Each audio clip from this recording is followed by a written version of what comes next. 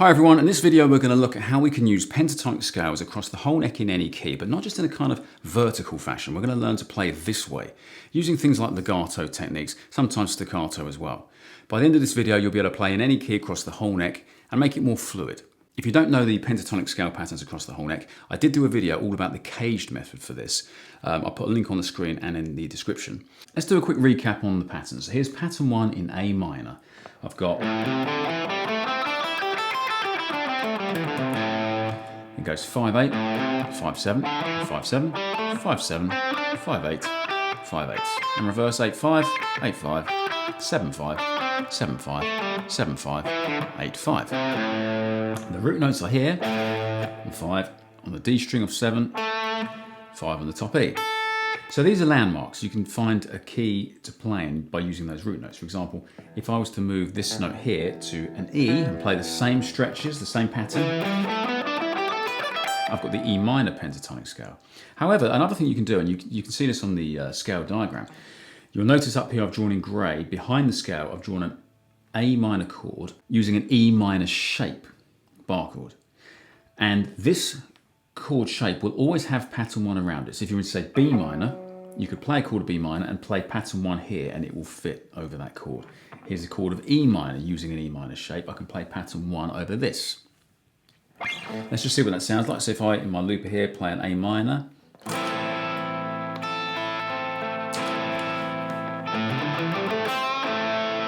works. Likewise, if I play a B minor.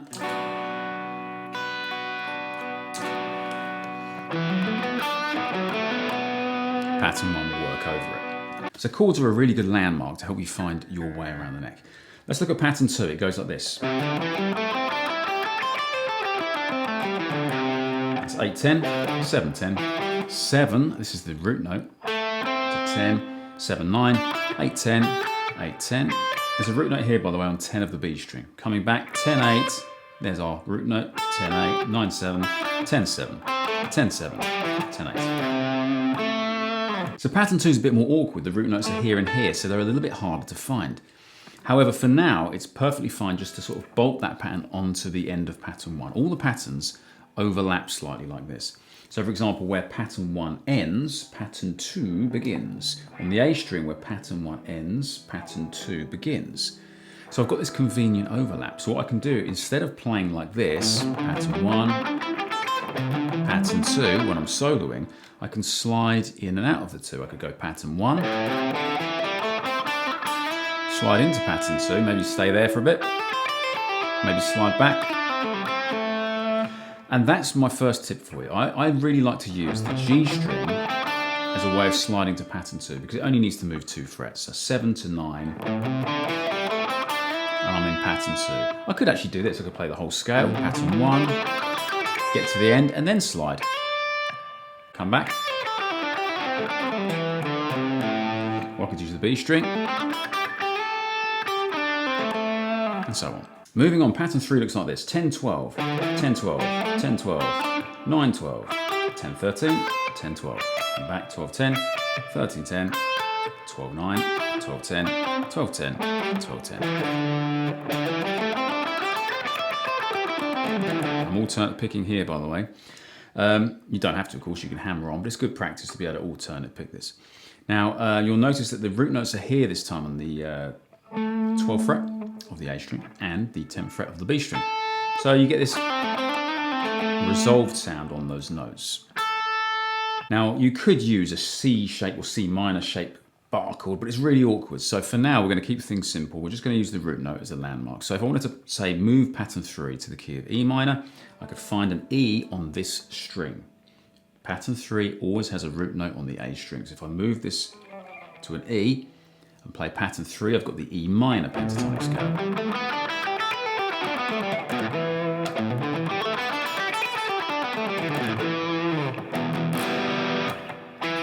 Now be aware though that when I did that, I played on that side of the root note. I didn't play pattern 3 here. That would give you F sharp minor pentatonic. I need my third finger to be on that note so that most of the pattern falls on that side of that root note. You can, of course, use this root note as a landmark, but it's a bit harder on the B string. For now, I would recommend learning all the notes on the E string and the A string, and that's a good starting point. Pattern 4 goes like this. 12, 15, 12, 15, 12, 14, 12, 14, 13, 15, 12, 15. Reverse, 15, 12, 15, 13, 14, 12. Same on the D string. Then 15, 12, 15, 12. And our root notes are again on the A string, but this side of the note this time, and 14 on the G string. So let's go back to our key change. Let's go back to E minor. If I'm here, pattern 3 was this side of the root note. Pattern 4 was this side of the same root note. So what I can do is I can slide between pattern 3 and 4 like this in an E minor. Or in A minor, pattern 3, pattern 4, maybe slide the D string. You don't have to slide at all, of course, you can just pick.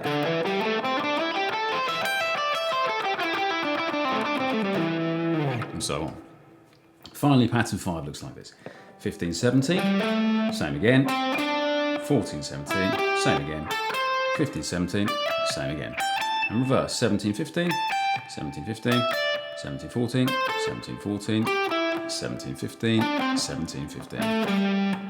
The root note this time is here on the E string, just like pattern 1. However, pattern 1 was this side of the root note. Pattern 5, most of it falls that side of the root note. Which means pattern 5 links in with pattern 1. We've kind of come full circle now. We're back to where we started. So we could do this. We could play pattern 5 and then maybe slide into pattern 1. Or down here, pattern 5 on the 3rd fret. Slide into pattern 1 and back. So now what we're going to do is we've learned all the different patterns. We're going to try moving through them, and then we're going to try changing key. Let's see what happens if we play in the key of A minor and we move from, say, pattern 5 to 1 to 2 to 3 like this. So I'm going to play horizontally rather than getting stuck in boxes. Pattern 5, pattern 1, pattern 2, pattern 3, back, 2, 1, 5. I could do that in different places. Let's stay in pattern 5 for a bit longer. Pattern 1, 2,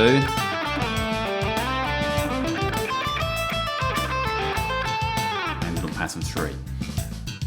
Let's now try this. Let's see if we can go from pattern 2 to 3 to 4. We want to be able to move between all of these patterns, of course. So still in A minor. Oh, by the way, the problem we've got here is we don't want to do this. We don't want to go, okay, I can play all my patterns by going 1 to 2 to 3 to 4 to 5. That works, but sometimes you want to be able to jump straight to pattern 3 or 4. And we can do that as established earlier by using the root notes. Here's a note of A, so I know pattern 4 is here and pattern 3 is the other side of the root note. However, we also know we've got chords. We can use this for pattern 1 and just bolt pattern 2 over here and pattern 5 here, either side of that chord. Pattern 1's right there. Or, here's another great tip. There's other chords we can use. I did a video all about this, of course, which is linked in the description. However, rather than bogging you down for now with all these weird and wonderful different chord shapes like D minor shaped A minor chords, what we'll do is we'll look at the two main bar chords, the E minor shape and the A minor shape. So this is a chord of A minor using an A minor shape, and pattern 4 fits over this. There are two most commonly used minor bar chords. So what I can do is, in A minor, I can play, I don't have to actually play the chord, I just have to know it's there to know pattern 4 fits over this. And I love doing this because instead of using a root note, which tends to make us play from the beginning of the scale all the time, the chord means I can see the whole pattern around it. I can play from there, there, there, or around these notes.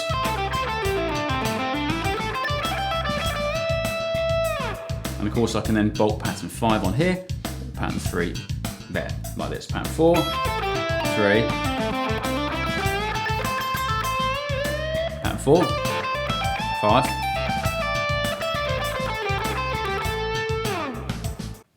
Let's try a key change now. Let's do this in the key of E minor. So pattern 1, we can use this chord as a landmark. Move over to pattern 5. Maybe move back to 1, 2, and so on. Now let's use this E minor chord, Okay, this is an E minor using an A minor shape. There's my root note, but I'm not going to rely just on the root note. I'm going to kind of use the whole chord as a landmark. So this is going to be pattern 4, by the way. Pattern 4 always fits over that shape. I've already moved to pattern 3, back to 4, 5, maybe 1. And of course I can just slide instantly between them and go straight to 1 using the chord, or go straight to pattern 4.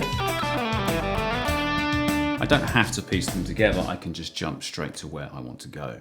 So let me give you a few licks that you can use. Here's one of my favourites. I move in the key of A minor, I go pattern 5, slide to pattern 1, slide to pattern 2, slide to pattern 3, and reverse.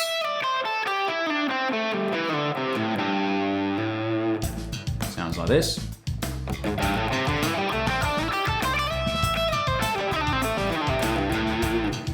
Notice I changed the timing a little bit on the way back. I kind of did my slides quite quick, and you can do whatever you want with the timing. You could put pauses in.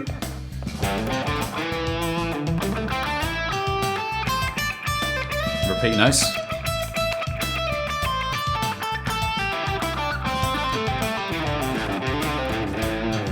So my rule there is don't just learn a lick, learn from a lick. Can you learn it and can you adapt it? Can you change key? In fact, let's try changing key. If we did that in E minor, we'd play from the E here. This is pattern 5 to 1 to 2 to 3. The next one looks like this.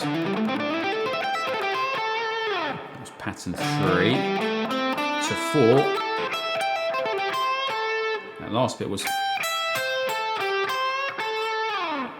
Here's another way you can move between patterns. You can literally bend in one pattern, slide over and bend again. So here's pattern 3, pattern 4, or pattern 5, pattern 1.